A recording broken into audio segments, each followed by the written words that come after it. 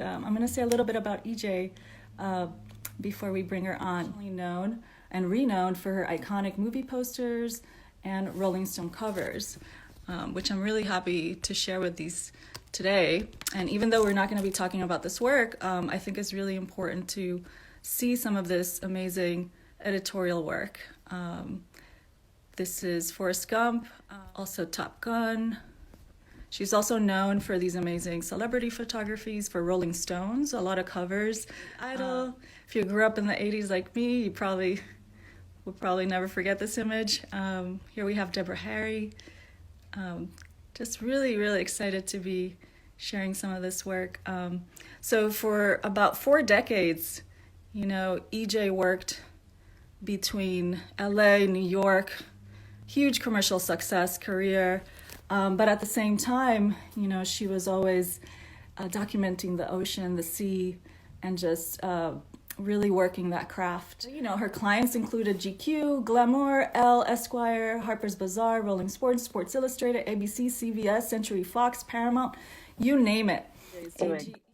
So, shooting the sea is not dissimilar from shooting a portrait. It may take some time in an unforgivable environment, and your subject may be cruel and uncooperative. But with patience and coaxing, its guard will be dropped, and the soul of the subject will be revealed. I love that quote so much. Thank you. This is a huge departure from what you're known for. And I'm just, this community of the North and South Forks of Long Island has really shaped your view around these beautiful geological forms and shores and the ocean.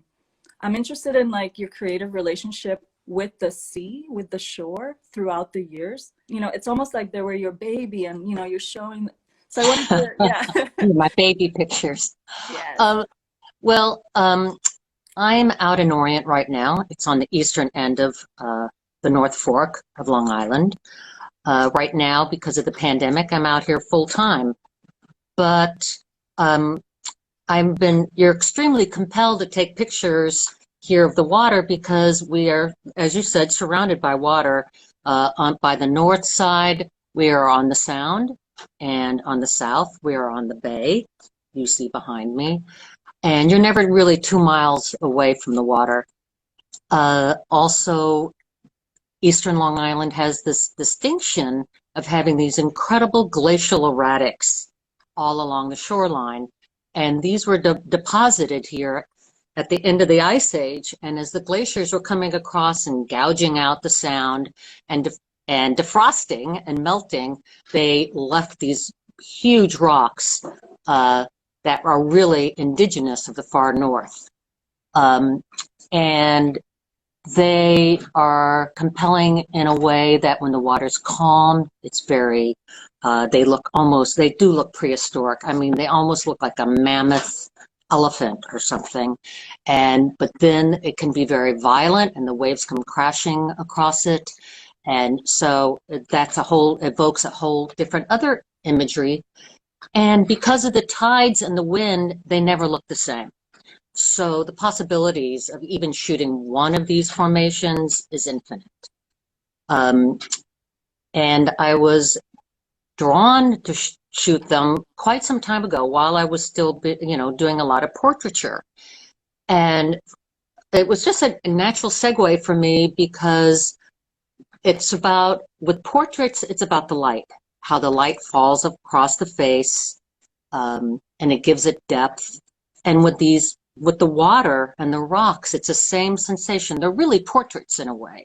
You see the light on the water, through the water, across the stones, and how do you interpret that? And with photography, a good photograph is interpreting what you're seeing, not recording it. You can see EJ here, pretty much in her usual setup when she's out there documenting. But yeah, I mean, can you talk about this experience of getting on there? But I'm also interested in hearing Well, it was a sailboat race right here on this bay. going out to Gardner's Bay by the lighthouse. And it was extremely rough and windy, and most of the sailboats in this race were around 30 feet, which was a little too small uh, for the amount of seas that we had that day. And we went out there on a motorboat, and I had my camera right over the water, like the water's level, just so I was shooting a little bit through the waves. And I was getting knocked around so much, and I was a little nervous about my camera. We turned around and went back, and as soon as we started to leave, one of those boats sank. So that just shows you how, even for a bay, it can be very rough. But I mean, once again, there's something that's so exciting. It's never the same, you know, when you're shooting the water. It's always in flux. Amazing. How did go? I know, so a lot of the work, earlier work, and maybe you're still using it, but you documented actually with a 4x5, with a view I don't camera. know if all of you know what a 4x5 camera looks like, but here's one that I use. It's very heavy. You have to put it on a tripod. The film goes in sheets. You have to bring a stack of these, and you have to open this. Oops, there's a sheet of film in it. Just take a picture. And then you have to put a big cloth over your head so you can focus. So it's incredibly cumbersome. I did like the images I was getting, though, because the grain is so beautiful. If you know what grain looks like versus pixelation on a digital image, it's like pointillism. But I like the water to have kind of a brush stroke feeling to it. And that's my way of interpreting the shot. Awesome.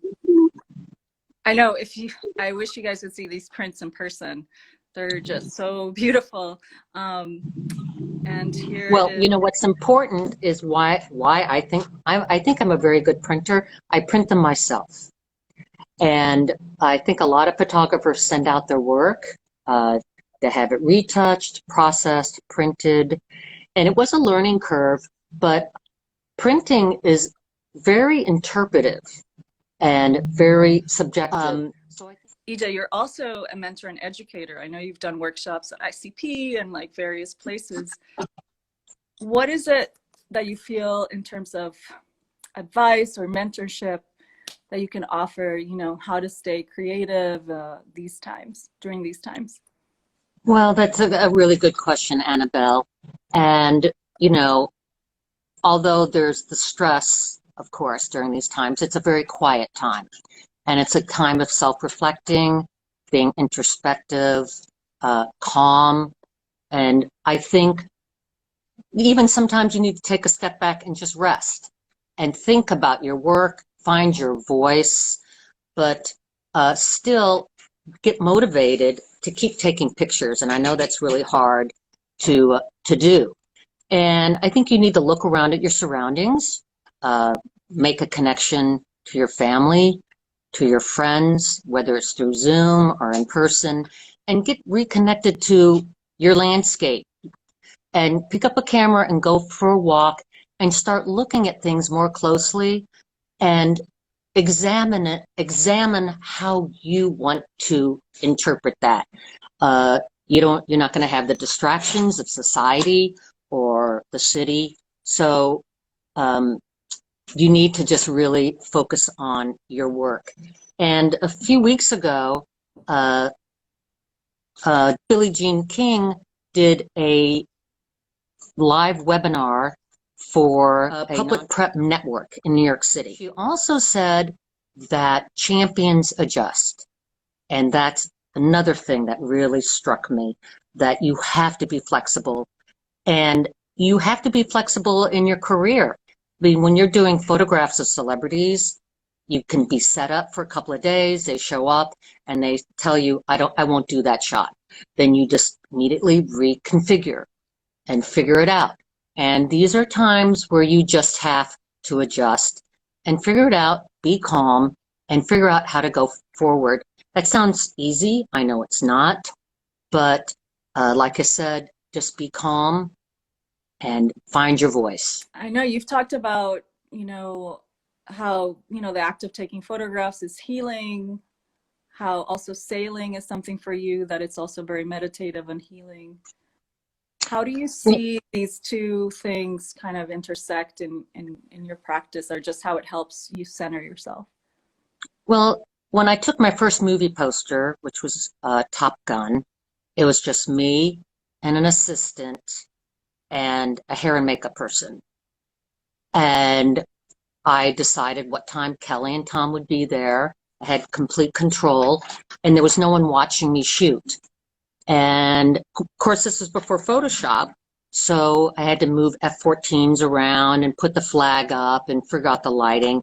But it was very easy to do your own work and find your own voice and how you wanted to do that photograph. But over the next 30 years, photography went inside, celebrities would show up late, you'd only get like an hour, and there were 30 or 40 people behind you telling you how to shoot. When I started going and shooting on my own at the sea, you're waiting for the photograph to happen. You can take all the time in the world. It's just you and your subject, the sea, and maybe it's just an excuse to be out there. I don't know. But it was it was so calming, and it is like meditation, like you said. And sometimes you don't get a great photograph, but when I get a shot and I don't even have to look at the back of the screen, I know it's a great shot. But as all of you know, you may have to go out 50 to 100 times to get a shot that you like. It just doesn't happen. But that's part of the whole process. You know, just being out there and enjoying and looking and observing and waiting, and you get your shot. How do you recommend making the best use of the time when someone tells you, I only have 5 minutes for you to do my portrait? I'm always prepared for only getting 5 minutes. And there's one question here. Are there moments when you lean back, breathe, and start all over again? Every day. Yes. The pandemic has also had me step back a little bit and to think and look at my work. And, it's hard to believe it's only been a couple of months. It feels like a lifetime.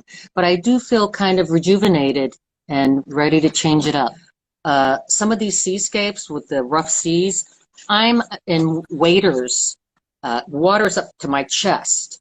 Like things like that. I go way out into the water. I have the camera up high, and hopefully I'm with somebody. I actually, this winter, a wave took me down, and I was able to hold my camera up above the water with like the Excalibur and save the camera. One last thing for everybody out there, because it is a very difficult time right now, and the process of taking a photograph is very healing.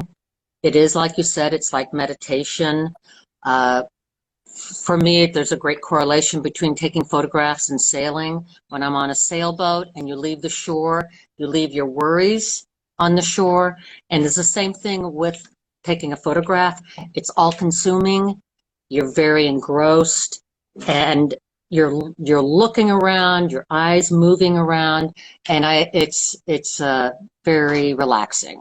So I recommend it. If you don't feel up to it right now, I say get up off the couch, get out there, go for a walk, and take your camera. And thank you for joining us today. Thank you, Annabelle, for having me.